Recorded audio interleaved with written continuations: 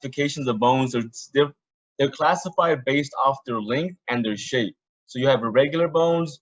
One example of that are the vertebrae and your spine that I talked about. Your long bones are found in your arms and legs. Then you have short bones, which are found in your hands and feet, and flat bones. So flat bones, an example of that would be your scalp, your cranium, and also your ribs. Those are all flat bones.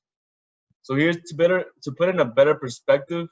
This is just a visual for you guys to see. Like I said, irregular bones, you have your vertebrae. Flat bones are your ribs, but also your cranium. Your scapula, which is known as your shoulder blade, is also a flat bone. And your extremities, that's where your long bones are located. Short bones and your feet, your tarsals.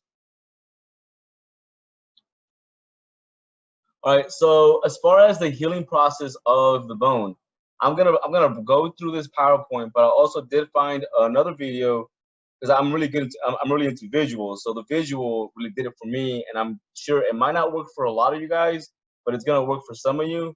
And as long as at least a part of the class takes away from it, that's good enough for me. And then hopefully the rest of you will take away from this PowerPoint here that I'm talking about. All right, so every time there's a break in a bone, right, it's gonna cause swelling.